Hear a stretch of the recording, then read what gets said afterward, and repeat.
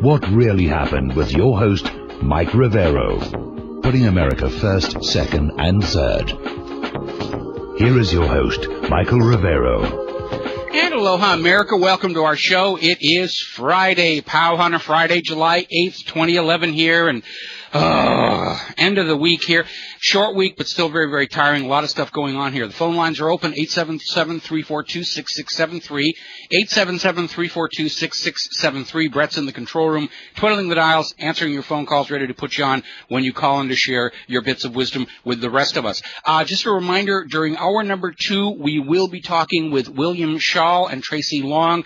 These are the experts on dealing with foreclosure crises, and they're basically expanding their range of business and involvement to credit. We're going to be talking about some of the dirty tricks that some of these credit card companies and stuff like to pull on the public, because they count on the public not knowing where the limits of the law really happen to be. And so we'll be talking about that in hour number 2. Meanwhile, I was listening to the little news broadcast, and, celebration. The TV networks don't have to worry about Casey Anthony anymore because they've got the Royals. The Royals are touring America, and everybody's watching them. And it's just another excuse to not talk about all the problems that are really affecting America, the things that we should be paying attention to, the things that the news really ought to be reporting on if they weren't so busy with celebrity gossip and tabloid and all the rest of this other stuff that's going on like that. Obviously, big story today, the shuttle Atlantis has had its final launch into space. The launch went very well. And it is in orbit. It's approaching the space station. It's actually going to pass over Hawaii tonight, just about sunset, so we'll probably have an opportunity to see that, and constantly updating the TLEs as the shuttle goes through its orbital maneuvers. But it is very, very sad. It's very, very sad. This is the end of America's man in space era. And, I was listening to the talking heads at MSNBC, and they're talking about, this is America's greatness, we've had the shuttle, and blah, blah, blah, blah, blah. And then they talk about afterburners, which immediately craters the credit. This was MSNBC. I'm going to go ahead and name them. They actually used the word afterburners talking about the shuttle. There are no afterburners. It is not an air-breathing vehicle. And they're going on, and the spin is that isn't this wonderful that we have done all these wonderful things? Well, not really. The shuttle is 30 years old. There has only been one upgrade to the flight deck to convert it from the old cue ball and needle system that it was originally built with to a more modern glass cockpit. But it's still, it's a 30-year-old technology. Our present government has been basically writing the achievements of the last generation. The current generation of new politicians like Barack Obama had nothing to do with any of this. This all goes back to John F. Kennedy and America's Man in Space program. If you're my age, you grew up with it. You grew up with Mercury and Gemini and Apollo and the shuttle and all of these missions out there. And it's like, I can't remember a time in my life when there wasn't this love, this lust for getting into space, satellites and Sputnik and Tyros and Echo and all of these things that just captured the public imagination. And even through the 1960s when we had Vietnam and we had Kent State and we had the civil rights riots and the government trying to basically destroy the civil rights movement because they were opposed to the Vietnam draft and all of these horrible things going on. We had the space program as something that we could still feel good about this country. I remember when Apollo 8 went around the moon that Christmas, and one of the telegrams they received at Mission Control in Houston from a complete anonymous stranger, not a name. I mean, everybody like Charles Lindbergh and everybody were sending these congratulations on getting to the moon. And this one telegram came in and said, "Thank you. You saved 1968. And that was absolutely true. That was the high point, the bright spot where we could still feel that our nation, at least on some level, was engaged in something worth doing. And now it's gone. America has been led to failure by the present government in Washington, D.C. We can no longer do what we used to be able to do. We can't fly to the moon. After this mission lands, we won't even be able to fly into orbit. Our government right now seems to want to prove its greatness by invasion and conquest, and those aren't going too well. And I believe ultimately will lead to even greater failure. The nearly 100-year experiment in the private Federal Reserve and debt-based currency has failed as miserably as its two predecessors. Our manufacturing is gone, our wealth is looted to pay for Wall Street corruption or buy Israel more white phosphorus to shower on Palestinian children because the invisible man in the clouds told them to do it. Ego and vanity in the halls of power prohibit admission of error, and so the system, the status quo, holds the ship of state firmly onto the present course even as the iceberg looms before the bow. The only aspect of our society that Americans could still feel proud of over the last 10 years of economic decline was the space program. And the U.S. government has sentenced it to death, celebrating the final flight of the shuttle with the burying of the replacement space telescope as of today. NASA's sole remaining mission seems to be as a rubber stamp in the push to sell you a carbon tax. And when Atlantis has landed, America will have fallen and cannot get up. And it is a very, very sad occasion. This is not a time of gladness. It is the end of an era. The return to the moon was canceled. The replacement space shuttle was canceled. We just received word earlier today the replacement for the Hubble has been canceled.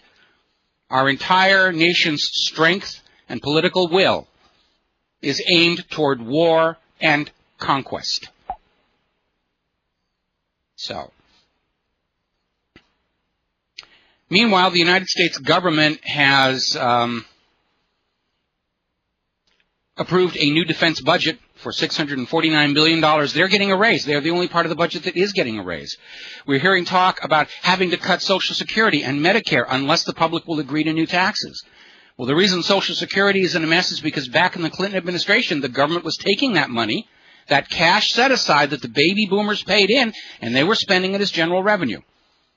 They called it a loan, knowing full well that because they were borrowing this money during really good economic times, that there was never going to be a situation where they could pay it back. And I remember writing back then that one of two things will have to happen, and possibly both. The U.S. government down the road will say, we can't give you the benefits, or we'll have to tax you twice for the same benefits, or a combination of the both. And I remember back then having to deal with the online paid shills working for the government who kept saying, oh, no, it'll all be fine. You know, the government's allowed to do this. You know, it's perfectly legal. The government says it's legal, therefore it must be so. Well, it may be legal. Everything that Hitler did was legal, but we know it wasn't right. And we know that the dire prognostications of just allowing Bill Clinton to take that cash set aside for the baby boomer retirements, basically he's embezzled the retirement funds of America and spent it as general revenues, and that's where he got his magical budget surplus. Remember all the deficit, and all of a sudden Bill Clinton had a budget surplus. I have a budget surplus. I'm really good. It's the economy, stupid. And I did a really good job there with that economy, didn't he? No, he didn't. He stole the retirement money of Americans, and he spent it and called it wise and prudent economic management. And it wasn't. It was a con game, and it was politics as usual. And here we are. The baby boomers are retiring, and there's nothing for them to retire on. And so now the government is saying, well, we have to, we can't, fiscal responsibility, we're going to have to feel the pain, meaning you're going to have to feel the pain. And they're talking right now about just savaging Social Security and Medicare. And whether you approve of the programs or not, the issue here is that the people already paid for that deal. And the government doesn't really have a moral right to come back and say, look, we're sorry you already paid for this, but we can't deliver on this, and you're just going to have to deal with that. That's the new reality, the new normal. We took your money to give you a retirement. We can't deliver. Sorry. What are you going to do? All right, Clarence in Oklahoma. Aloha, Clarence. Welcome to the show. What's on your mind? Hi there, Clarence, Mike. are you there? Asio. Yeah, I'm here. Yeah. Aloha. Oh, gosh, you said so much right there. You start out so great, then my head spins with all the information. So, number one, the space program. Yes, I am of your cohort. I remember getting up early when I was in grade school to watch on the local when there were only 3 channels. Yes, I'm old enough to remember that. Those rockets sitting there, and it'd still be dark. Of course, it's dark here, and it's starting to get light on the East Coast. And you could see it, and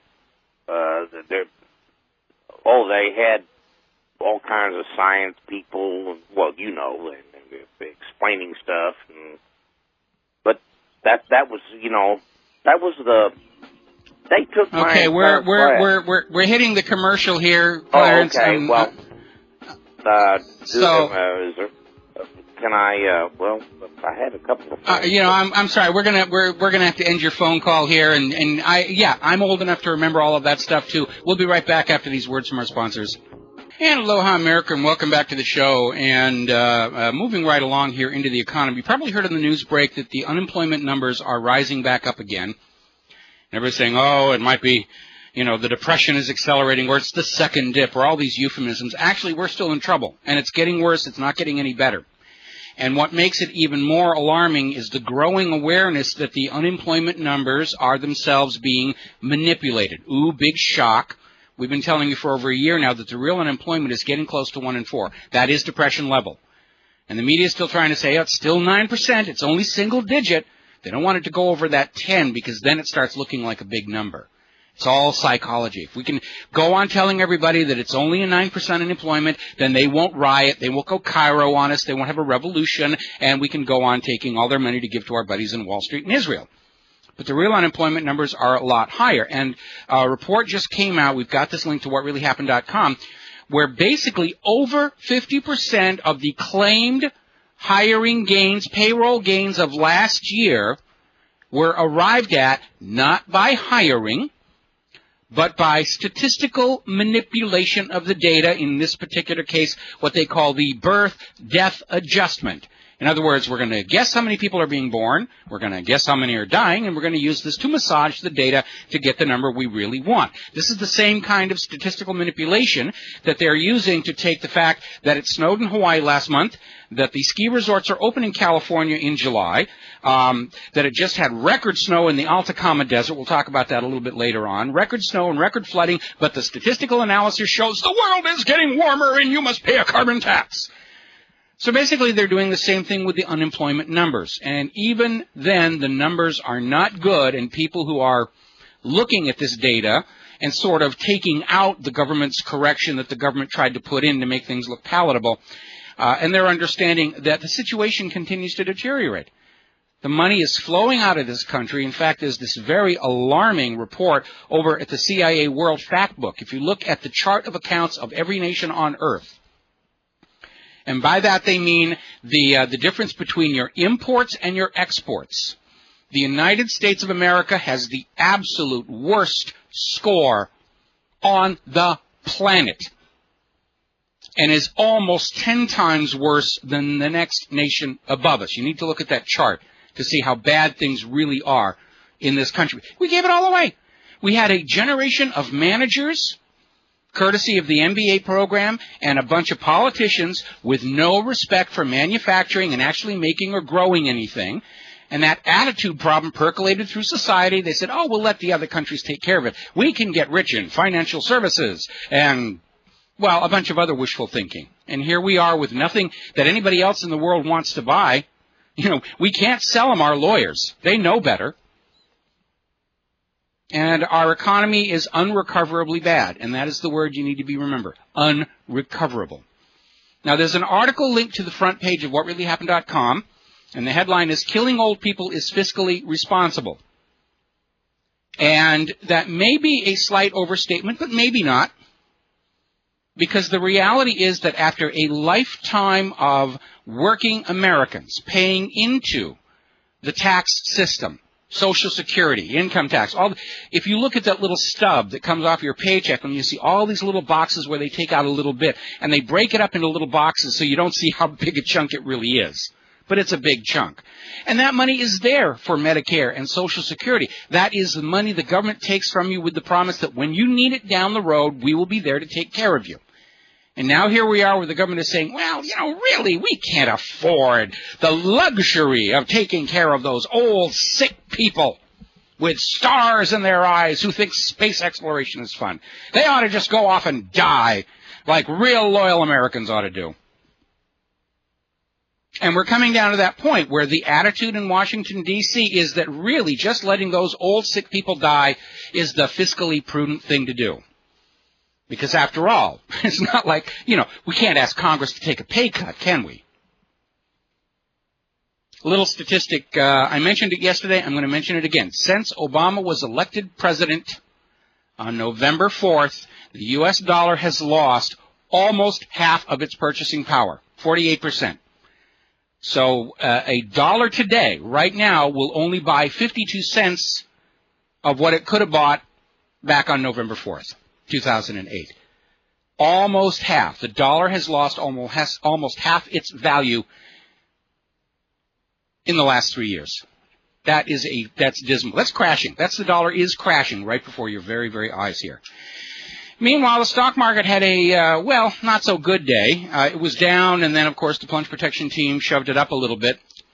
But the problem is that this is all still being done by the plunge protection team with market manipulations, with buying of futures and all these little things that they do to rig the prices, to drive the price up by artificially creating the illusion of demand.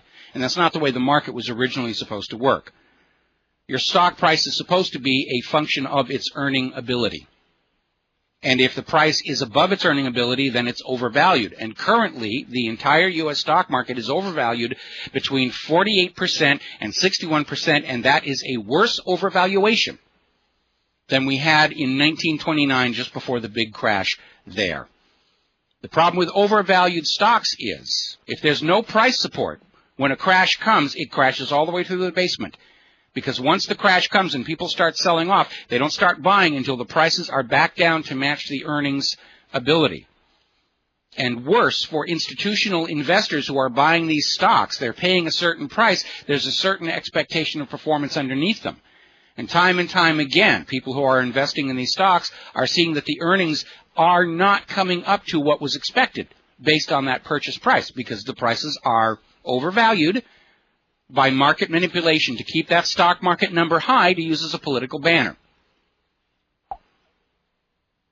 Okay, so let's see. We're coming up here on a break, and we're going to take a break for commercials, then we're going to go to another phone call here again. Basically, Congress is cutting everything except the war budget, and we already spend 7 times more on the military than any other nation on planet Earth. We'll be right back. And aloha, America. Welcome back to the show. We are going to be talking about Egypt in a little bit. It looks like Revolution Chapter 2 is cranking up there, and Egypt's new government has made the same mistake as every other first-generation revolutionary government has ever made. It's my turn to be corrupted by the same people that corrupted the people we just kicked out.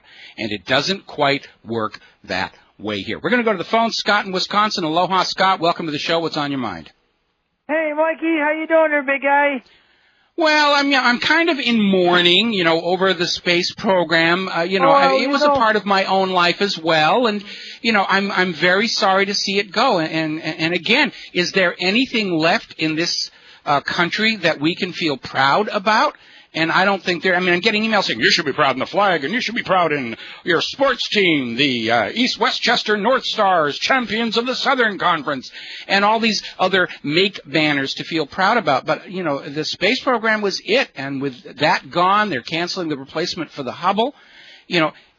It's like the Wright brothers invent the airplane, and then Charles Lindbergh flies across the Atlantic, and then the U.S. says, we've had enough of this aviation crap. That's what it feels like. You know what, brother? I'm more with you. And I wanted to ask you a question. I got a chance to go down to Louisiana, Slidell, about 40 miles to the east coast of New Orleans, and I got to go to one of the bases where they test the thrusters down there, the big ones. Yes. And I wanted to know how many people did they employ, and where are they going to go when they shut it down? They'll probably go to work for Japan and China's space program. Well, I think most of them are going to join the unemployment line. And, yeah, they are. There really isn't much high tech left in this country. I'm hoping a lot of them will seek to emigrate. There's this sort of tacit thing saying, oh, we're going to let the private sector take it over, but we don't have the high tech manufacturing. The companies that made the items that were used to build the shuttle or the Apollo, they're all out of business. We literally don't have a place in the United States to go get the parts needed to go back into space, whether it's private or government. It's kind of like those Toyota factories in North America. They're basically sitting idle until the Japanese factories that make the actual parts can come back online. And the same thing is true. I mean, all of the engineering data for the Apollo mission was stored on computer tapes and computer drives, and they're basically fading away. We literally have lost the recipe to go to the moon. And you know, Mike, I saw on RT today, on Wide Awake with Jeremy McGriff. He's another good soldier. Wow, what a program he has. They had a program about Michigan right now. Michigan is almost ready just to go crash. They said it's just horrible up there. Now, I wondered if Minnesota's government got fired back up. These are such dangerous times, brother, and you know, you keep preaching on that economics, and I'm looking forward to this next hour to hear about this housing, because I got a couple neighbors that, it's on my street right here where I live. One had to pack his bags up and move, and he lost his house. And the lady across the street that I love my neighbors, don't get me wrong, but she's already fallen about 3-4 months behind on her payments, and you just and you mourn for these people that are going through this, and I'm going to try to help out her in that, but this stuff... Well, don't mourn. Get angry. We're past the time for mourning. Yeah. Now's the time to get angry. There is a threat against our species, and it's called the Federal Reserve, and we need to recognize that, and we need to own that anger and rage. Yeah, that's right. And, you know, by the Constitution, the Federal Reserve shouldn't even be making these laws. It's up to the state. But, Mike, I thank you for taking my call, and you take care, and I'll be praying for your protection, big guy. All right, well, thanks an awful lot. I appreciate it. I need all the help I can get.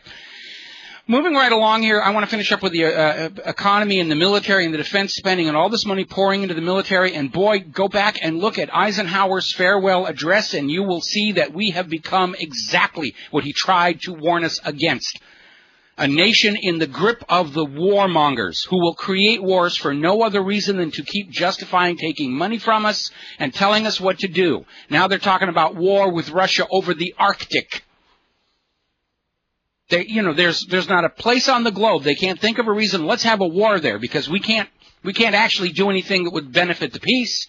War is easy. You just go in and smash stuff. You know, war is very easy to do. Peace is difficult. And when you have a lazy government and an incompetent government, war is always their last resort. That's the first thing they go to. You know, we can't make anything work. We can't go to the moon. We can't even go into orbit anymore. Let's go bomb people, because that will impress them. Now, meanwhile, we're talking about all this money going into the Pentagon, 7 times more than any other nation. The American military budget is equal to that of China and Russia and all of NATO put together. And most of it is spent on total junk. The Army spent $2.7 billion with a B, your dollars, on the Distributed Common Ground System. It's a computer network that is supposed to basically pass text messages to soldiers in the field, and it's supposed to sort through intelligence data coming down to say, oh, this is a legitimate target, this is not, go do this, and so forth and so on. And it doesn't work. I am sure that when they had the demonstration for all the people making the decisions before, Congress, that it worked flawlessly. We've all seen the old joke about demo mode versus actually trying to get it to work in the field. And apparently out there in the field, in Afghanistan, in Iraq, in wherever it is we're fighting, it's crashing all the time. I wonder if it's running on Vista. The search engine that is supposed to sort out the data people need doesn't work all the time, and when it does, it is producing erroneous information. This may be the reason that our forces in Afghanistan and Iraq are killing so many innocent civilians. It's computer error. Death by software bug. And we've all seen the video where the military forces go in and they blow up some people plowing a garden, or they blow up some people doing some fishing. They blow up weddings. And they always say, oh, well, there must have been terrorists there because we had intelligence information saying this was a legitimate target. Well, now we're finding out that the computer system that is supposed to be supplying all this intelligence to our armed forces is broken. And it's sending them garbage data. And they're acting on the garbage data. And they're killing innocent people. Just amazing here. Absolutely amazing. All righty, let's see. Moving right along here. I got to skip on down because I want to get to the second hour here. Congress, and you're not going to believe this one. On July 6th, just a couple of days ago, okay, a whole bunch of Congress critters got together and sponsored the introduction of a bill, H.R. 2411, the Reduce America's Debt Now Act of 2011.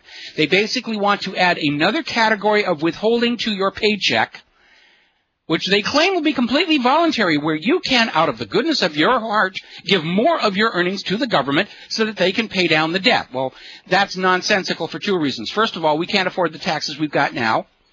Nobody's going to give this government any more money because it's like giving a bottle of scotch and the keys to the family car to a bunch of teenage boys.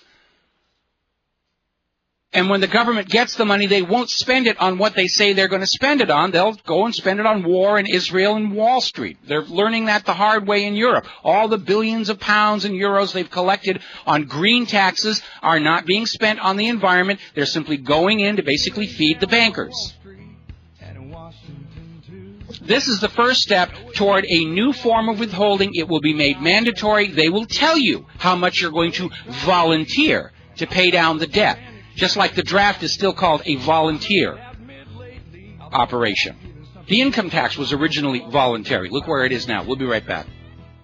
We will not go down in the night without a fight. You can burn up our mosques and our homes and our schools, but our spirit will never die. We will not go down in Gaza tonight. And aloha, America. Welcome back to the show. Got a couple of news stories we want to cover before the hour number 2 here. Apparently a TSA agent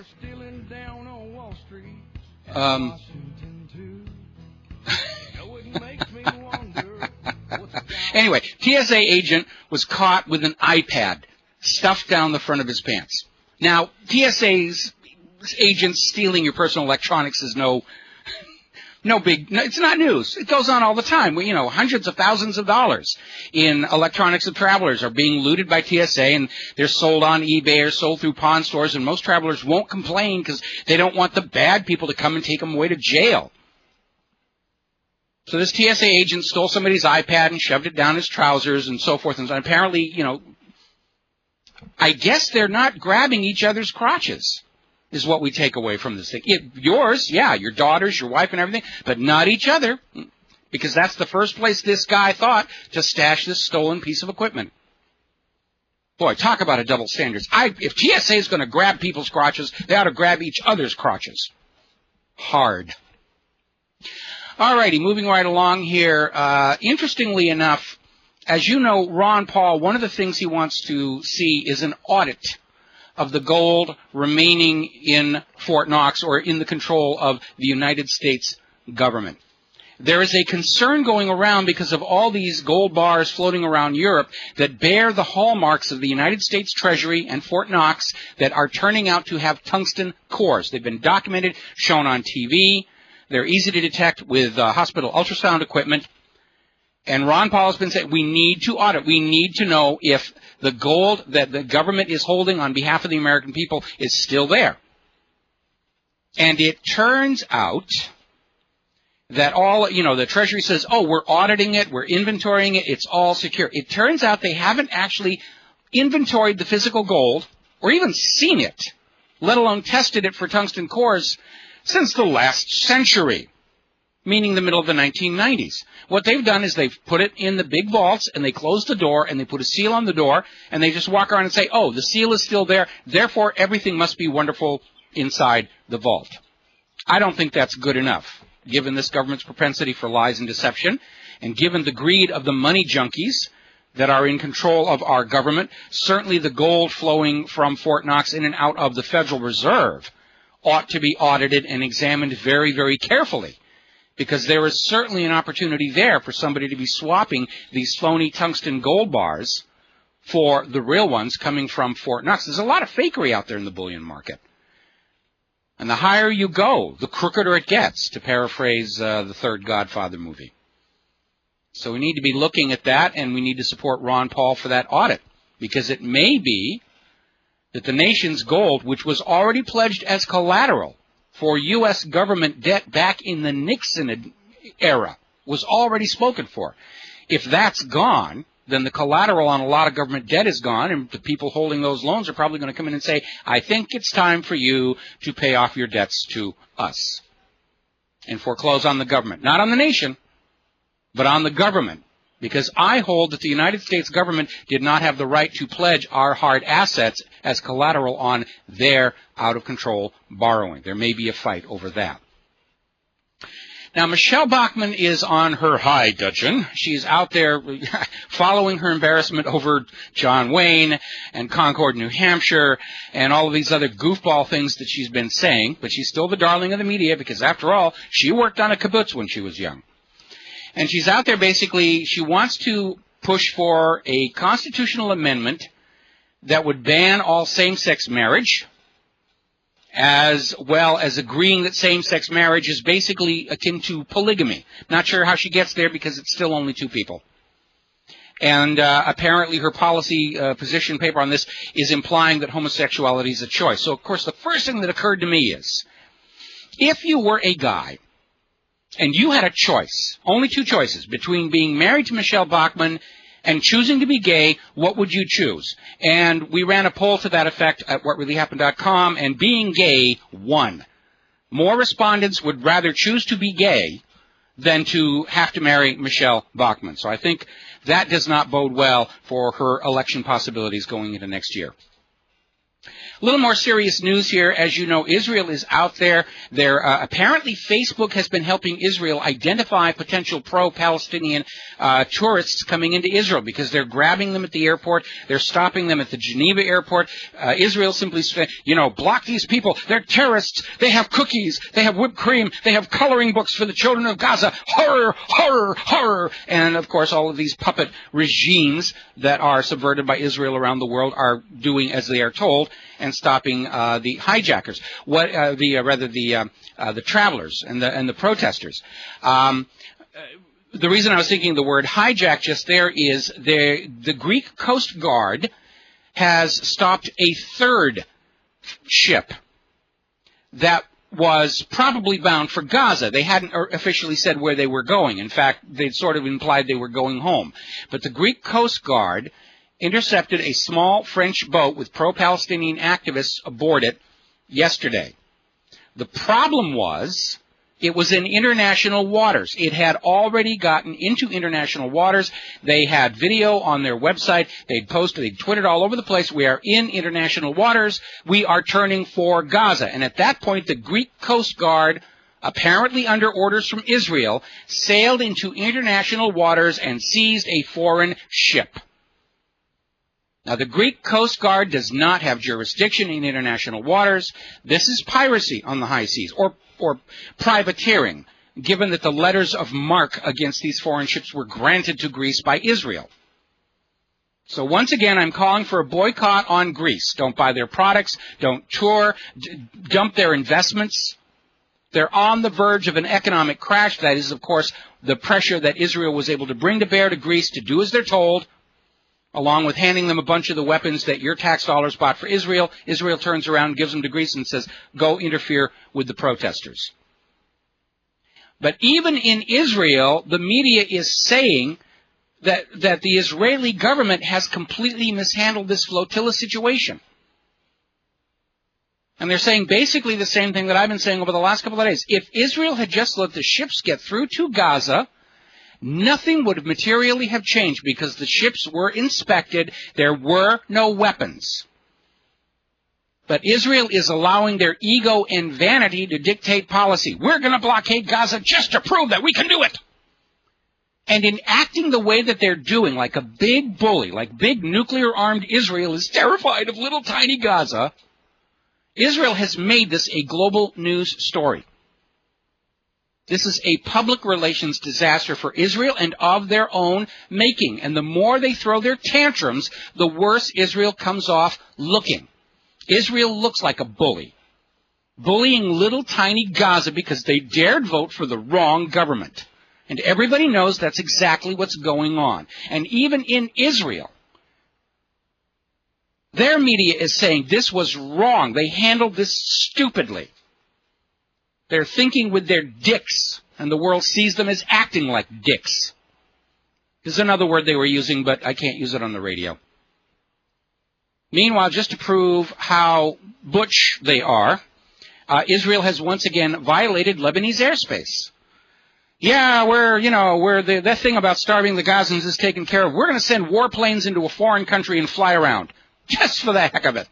Go ahead, shoot at us. We dare you.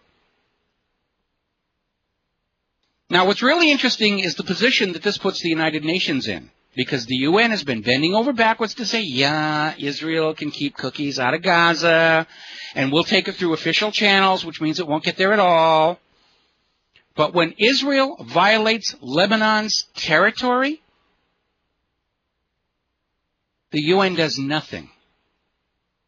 Here you have the United Nations saying that Israel has a right to protect their territory against cookies and crayons. And then when Israel flies warplanes into Lebanon, the United Nations does nothing. The UN has lost all credibility. They're just another one of the front groups for Israel to try and rule the world covertly. The good news is it's not covert much longer. We see the black hand at work across the globe. Meanwhile, Congress has gone ahead and voted for the bill that will suspend what little financial assistance is going from the U.S. into the Palestinian Authority if the Palestinian Authority dares declare themselves a state, even though that is exactly how Israel came into being. Latest statement from the White House was, yes, massa, Israel, yes, massa, I'll do what you say, yes, massa, please let me be president one more time.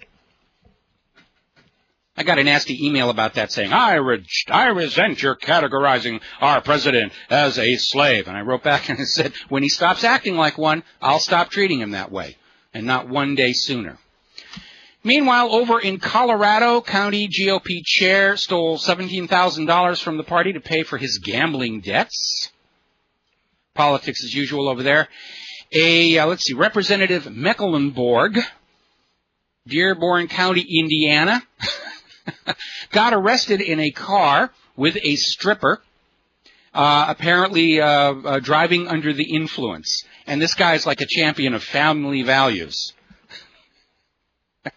I love the smell of burning hypocrite in the morning. I really, really do.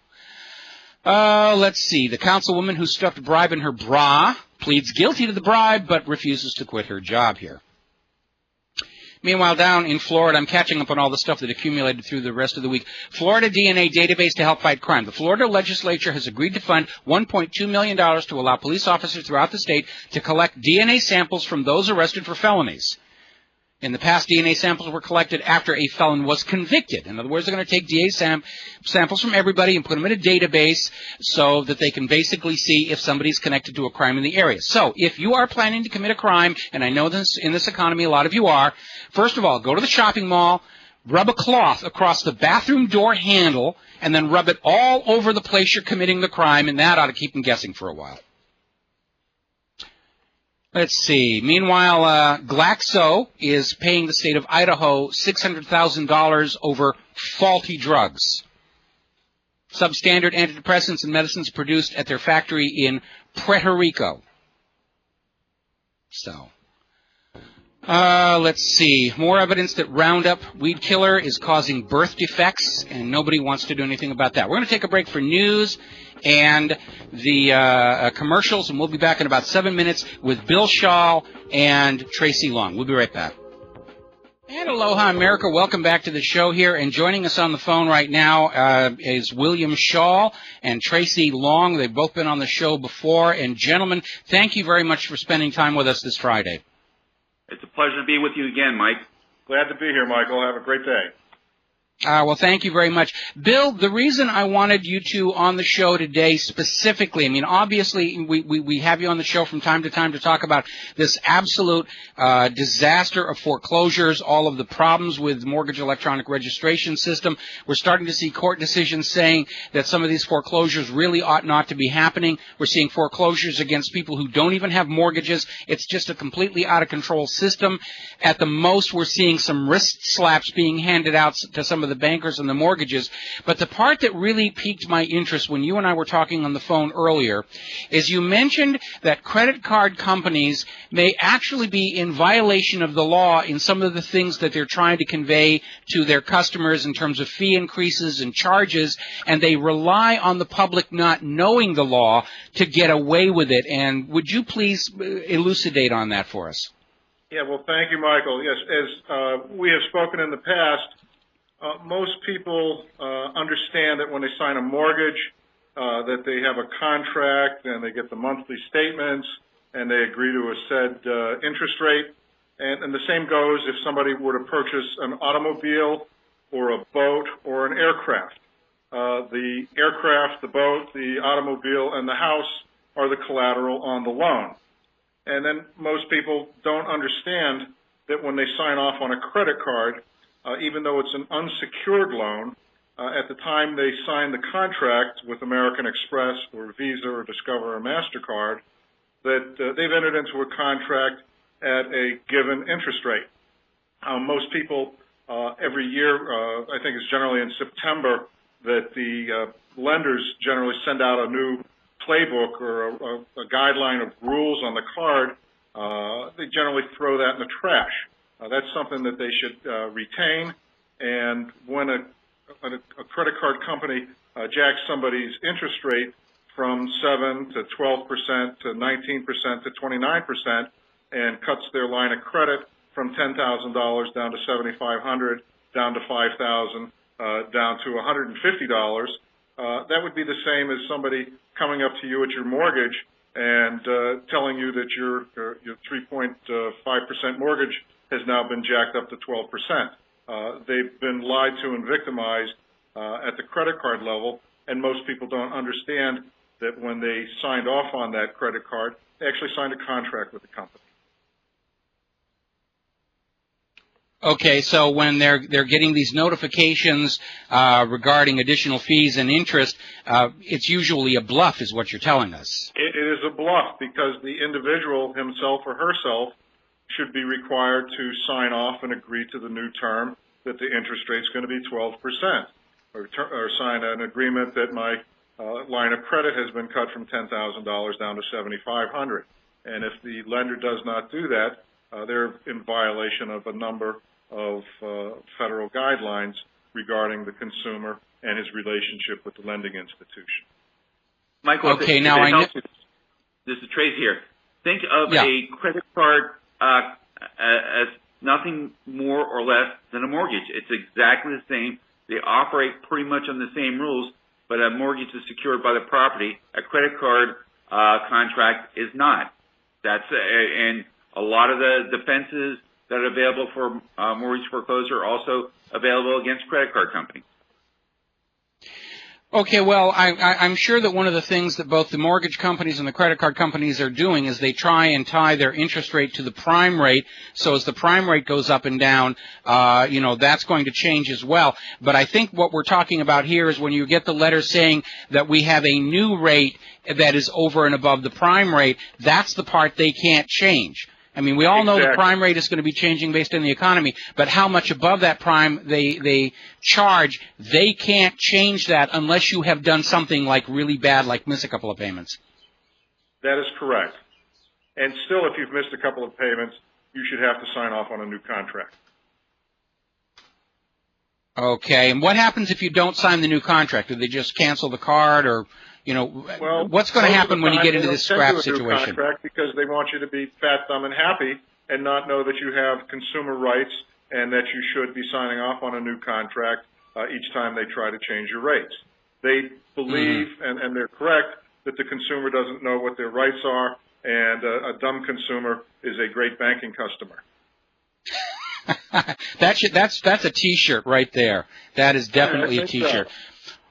Well, we understand that tyranny hides in complexity. That's the reason the tax code is the rat's nest it is, so that people don't look through all of that and see that the reality is that the taxes are extremely high. They may not be fair. They may not, in some cases, even be legal. I keep thinking back to the Shakespeare play Henry V, where Henry IV is advising his young prince to always keep people busy, keep busy, giddy minds, keep them dazzled, keep them confused, because if they're all busy with their paperwork and their forms and their own little confusions that you place in front of them, then they don't step back and take a look at the bigger picture of just how the country is being run and if they agree with that or not. And we all understand that one of the reasons for all this regulatory complexity in our society is to keep us all worried about our little tiny pieces of paperwork, so that we're just too exhausted to step back and say, hey, is the government really doing a good job running the country, or are we headed in a bad direction? I think these days the reality of our governance has broken through that imposed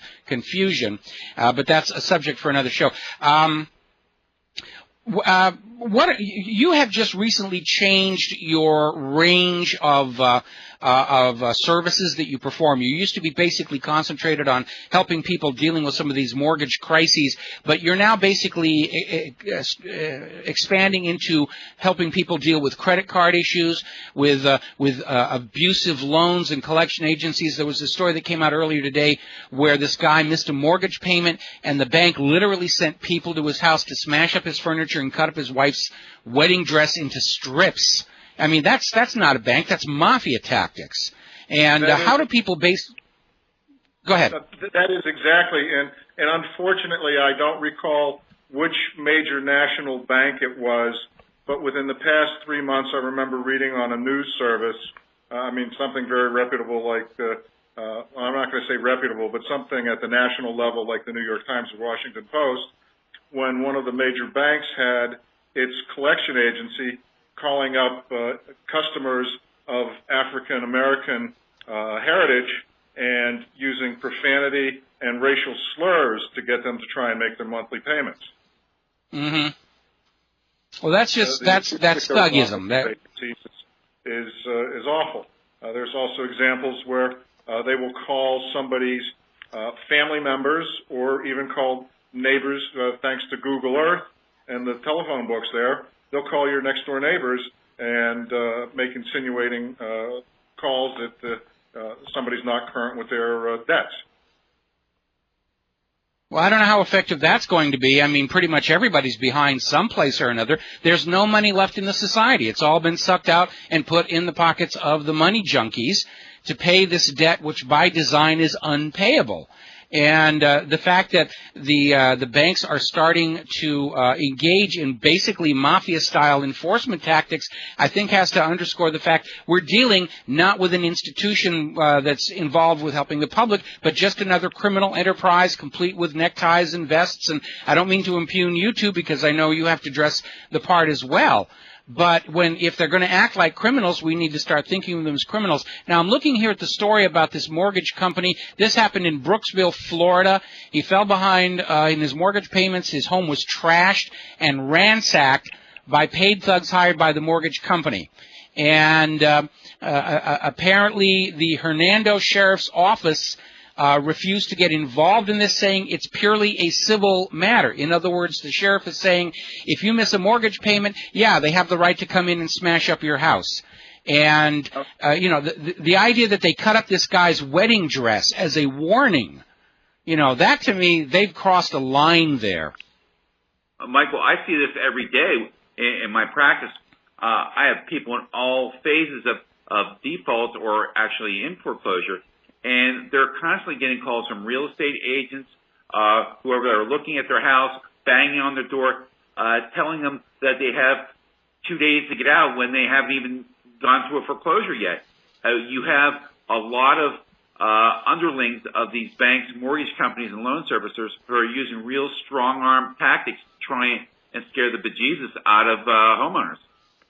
And you know what's really sick? These thugs who are doing this probably see themselves as moral, upstanding members of the community. But from where I sit, they look like just more mafia enforcers.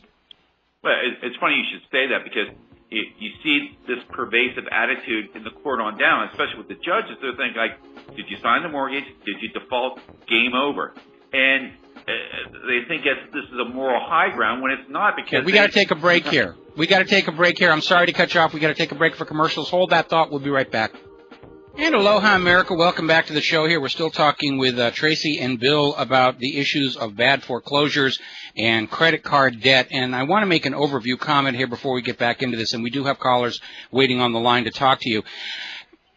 I'm seeing around me all these people who are struggling so hard to hang on to their homes and pay their bills, and they're trying to do things the right way, and they're just struggling and suffering, and the worst thing they can do is sit there and feel sorry for themselves or feel like a failure. And I get so many calls along this. We had this homeless girl named Patricia who called in a long time ago on the show, and just her call just really affected me to have people out there. This is all about mortgage-backed security fraud. This is all about Wall Street game-playing, get-rich-quick schemes, speculation, and gambling.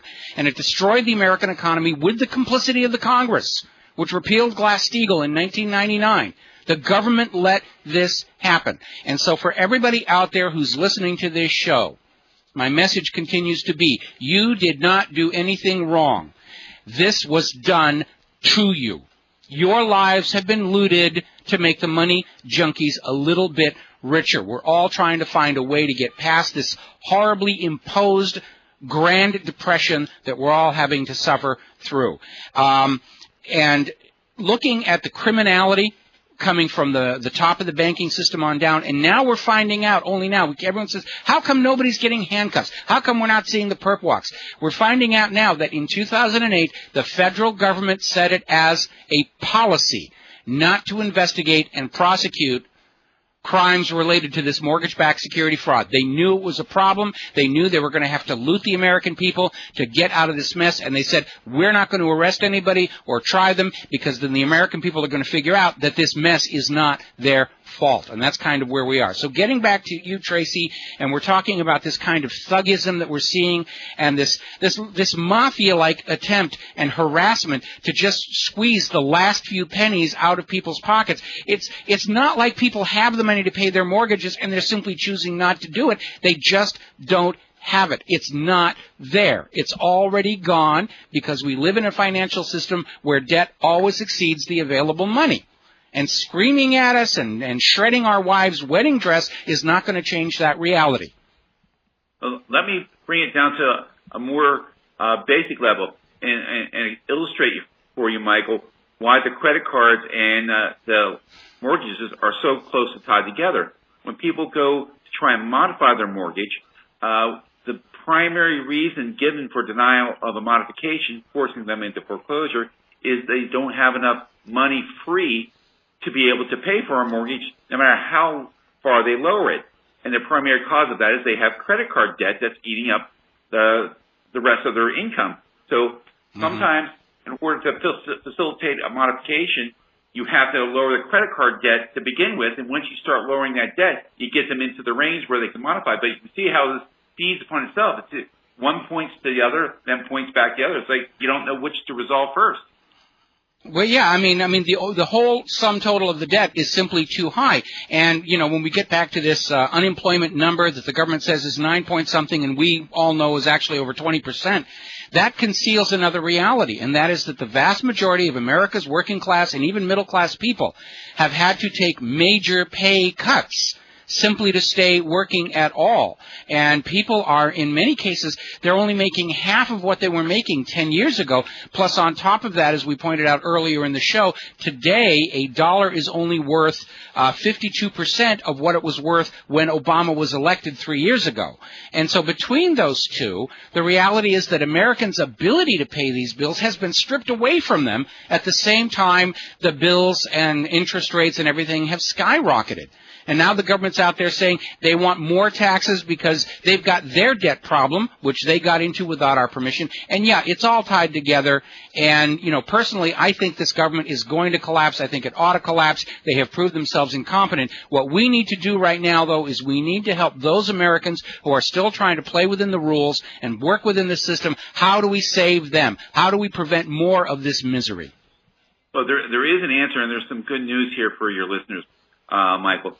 A lot of these credit card debts can be successfully challenged by an attorney who knows what they're doing. A lot like mortgages have been bought and sold, a lot of these credit card debts have been bought and sold, and the paper just has not followed to whoever's trying to collect on the debt. And if you successfully challenge it up the line, you can actually eliminate that debt altogether. And there are other programs to reduce or settle the debt, but that is a good first step into resolving it. And Bill, who I'll refer the rest of this question to, I mean, the tactics used to collect the debt actually trigger violations of a lot of federal statutes that could be used to wipe out the debt, completely. Bill? Yeah, what I'd like to say is, in terms of what Tracy said, there are ways to go ahead and protect yourself. In fact, if you go right to the Federal Trade Commission and look at their documentations, it says that you can sue the creditor who violates rules of the Fair Credit Billing Act, and if you win, you can be awarded damages, and you can also get the creditor to end up paying your attorney's fees. And then it says, if possible, hire a lawyer who's willing to accept the amount awarded to you by the court. So the government is suggesting to the consumers that they actually go out and seek counsel. Now, some of the major violations that the lenders do to abuse the individuals who have the debt, and these are things that your listeners should take note of. They should not be the victim of the lender calling them up with excessive, continuous telephone calls. They should not be victim of having the creditor call their friends, their family members, or their neighbors. They should take note of that. If your sister calls or if your mother-in-law calls up and say, I had some creditor calling trying to get in touch with you, and they say they don't have your telephone number. That's a very deceptive way to stab you in the back or between the ribs. Okay, we got to take a break for commercials. Yeah, we got to take a break for commercials here, Bill. And we've seen a lot of really weird stuff going on here with this whole situation with credit cards. When we come back, I want you to finish that thought, and then we got to start taking phone calls. We'll be right back. And aloha, America. Welcome back to the show here, and we're talking with Bill Shaw and Tracy Long. We're talking about the situation with getting your credit card debt under control so that you will have the economic latitude to then go to the bank and modify your mortgage to try and basically hang on to your home. It's a feeding frenzy out there, and when you're describing these collection people calling relatives and friends to try and put pressure on you. And again, it's not like you're voluntarily choosing not to be paying your bills. 99% of Americans are very honest about wanting to pay their bills. And it's just a way of trying to coerce you into paying their client ahead of the other clients. We want you to not pay Bill B because we work for Bill A, and we insist that you give us your money ahead of the other people. So it's coercive prioritizing people's payment. And, I think about the behavior of these individuals who are getting their 30 pieces of silver to go out and behave against their fellow Americans in this way. And you look back at the old classical melodramas, with the villain, the Snidely Whiplash, and you realize that stereotype, the stove hat, the whip, the cape, and the mortgage payment, that didn't just come out of thin air. That is a distillation, if you will, a cultural archetype from the last Great Depression.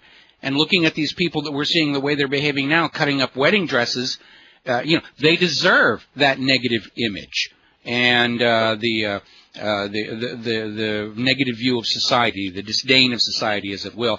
So, Bill, yeah, can you finish up on this idea of the sort of tricks that they're doing to coerce people, and then we got to take a phone call. Okay. Well, I think that something's more important to your listeners is how to combat these people. And what the listener should do if they are being harassed by a creditor is they should keep a log of every time they are contacted by a creditor, which creditor it is, how many times do they call a day, do they have a substantial conversation with an individual? If so, find out who that individual is, their badge number. If they're getting harassing calls on their telephone, on their voicemail, take digital photos of the caller ID to substantiate which companies are calling at what times. If you get harassing voicemails, save those voicemail messages on everybody's cell phone. They got a place where you can record messages. Go ahead and record that message and keep it on your chip there.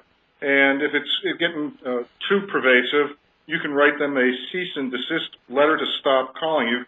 Send it certified mail, return receipt requested for proof that you've got it, and then keep a log of every time they call you afterwards. And if they call you after that, those are violations of the law that can actually provide the consumer with monetary damage awards.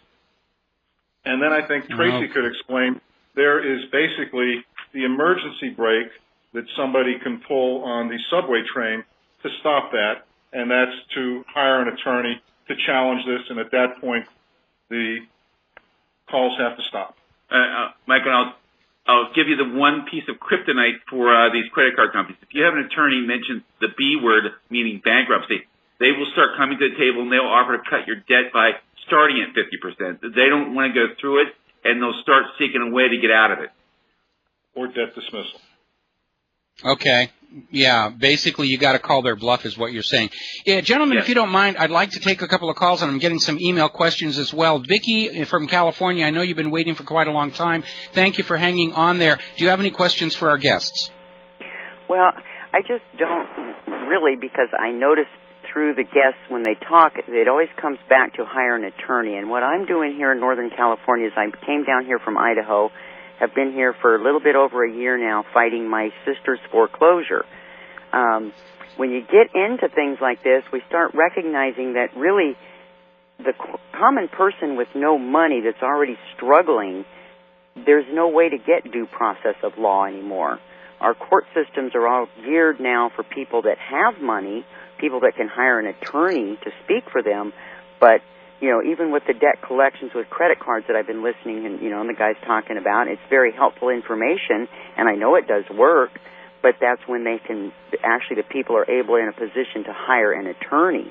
What we've got is a nation of people here with an unemployment rate running around 20%, and maybe that number's much greater because we're not factoring in a lot of the facts about, the conditions here of what's really going on in this nation, is that people just don't have any funds to find an attorney. The other thing we're finding with home foreclosures is finding an attorney that's well-versed in the law that would cover all the bases in looking at the scope, the wide scope of what's happened here in the nation and around the world. The same thing happened in Iceland. We've been watching, how that foreclosure went through there and what the banks have done.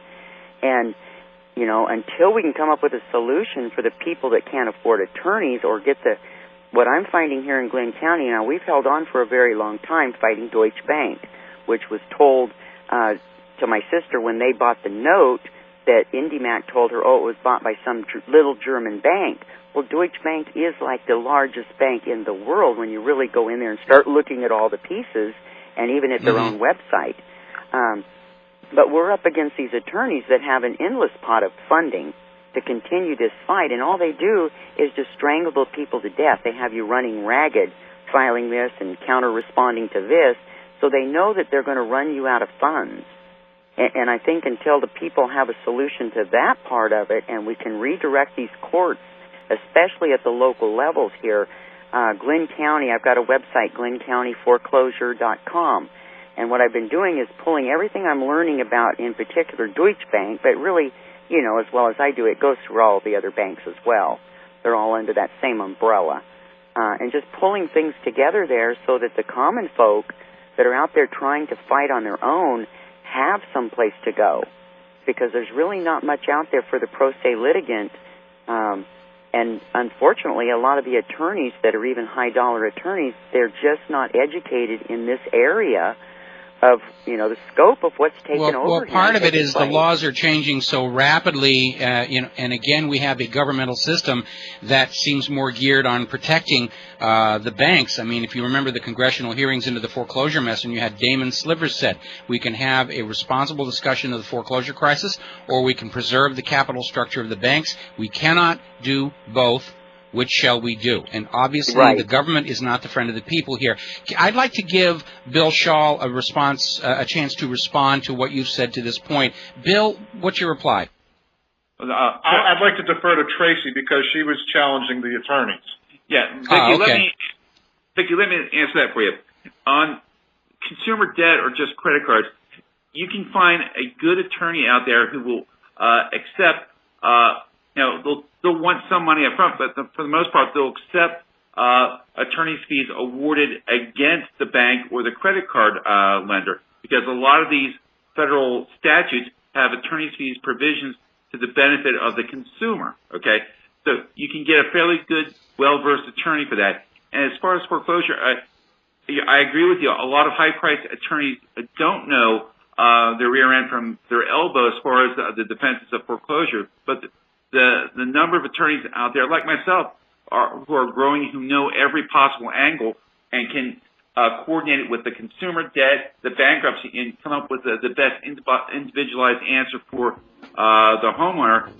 They're out there, and they don't charge a lot of money. Again, because there are some attorney's fee statutes that go for the benefit of the homeowners if you're successful. But it does take some money, but you can get a good attorney for a relatively reasonable price. Tracy, we got to take a quick break for some commercials. Hold that thought. We'll be right back. And aloha, America. Welcome back to our show. And before we go any further, Bill and Tracy, we're obviously going to have you back next week. We got a lot of questions coming in. We're not going to have enough time to cover them all. This is a really important issue. So pick a night next week when you can meet me at the same time. And I know for you it's very difficult. It's 8 o'clock at night. You probably have dynamic, exciting social lives that you're sacrificing to join us here on the air today. But I really do think we're going to have you back one night next week on this issue. We would be pleased to come back. All right. Well, we'll pick a day off the air here, but we're going to have you come back on this thing. Before we get into the questions, and just to make sure we do not run out of time, would you please share with our listeners your contact information, your website, your email, your everything? I'd be happy to for both of us. Tracy is Tracy Long, Long, with Cloud Legal. Cloud like the cloud that all the computers are going to be hooked up to. And to contact him, go to info@cloudlegal.com. And I'm with August Belmont and Company. We're an independent lawyer referral service regulated by the Florida Bar. We have a network of attorneys throughout the country that we can hook folks up with.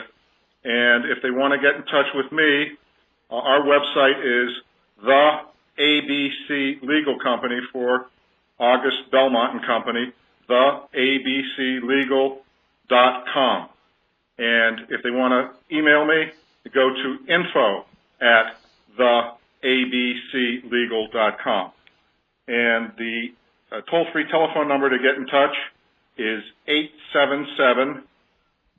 877-347-6112.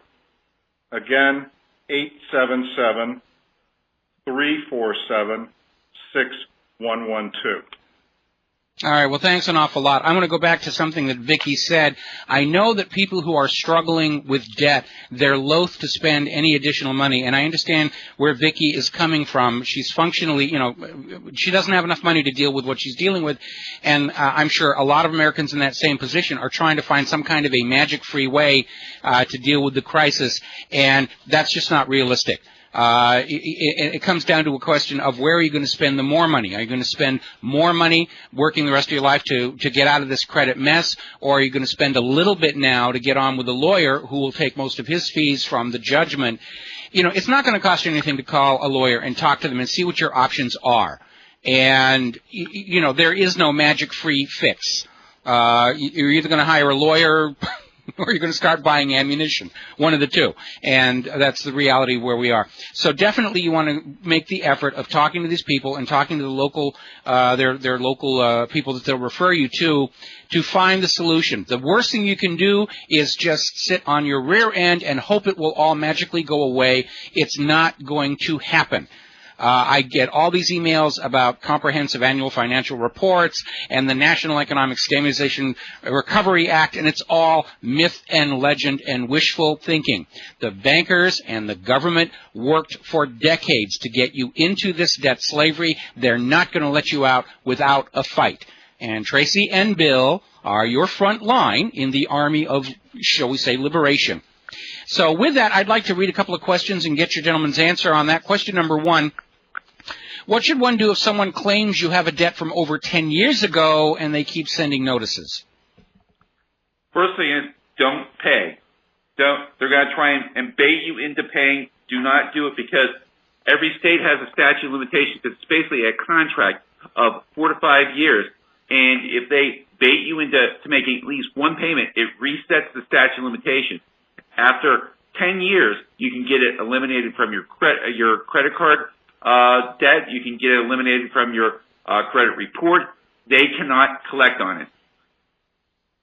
Okay. And if the consumer writes a letter and asks them to validate that debt, that automatically stops them from calling and discussing that debt. And if it's over 10 years since they've had that contract, it's quite possible they don't have any of the origination paperwork and can't prove that the debt actually exists. And the consumer can write that letter themselves. Okay, that's a good one. That would be something where they could find that information on your website, like a form letter or template or something? It's available at numerous sites on the Internet, debt validation letter, and it'll pop up all over the place. All right, fantastic. Next question. What should one do if you wish to refinance a mortgage at a lower rate and somebody wants to attach a judgment to it from over 11 years ago? Are you talking about, the question is kind of confusing. It sounds like if they're lowering the principal, they want some sort of deficiency judgment or deficiency paper on it. I wouldn't do it personally, and I think you can challenge it. And remember, if they bait you into signing a contract like that, it's always dischargeable in bankruptcy. But walk into something like that very, very carefully. Okay, it looks to me like I see the word rate in the question, and I think they're trying to refi the mortgage at a lower interest rate. And the someone, I think, maybe a third. Yeah, the question's a little bit vague here, so let's move on to the next one. Let's see.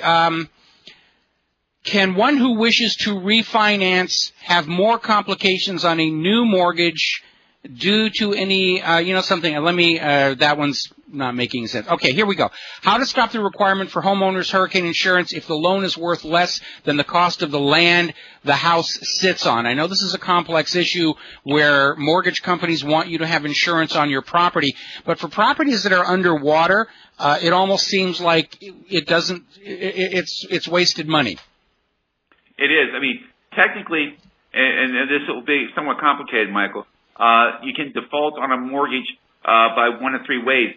Don't pay the taxes, don't pay the insurance, or don't pay the mortgage. And you just basically hit one of those, not paying for the insurance.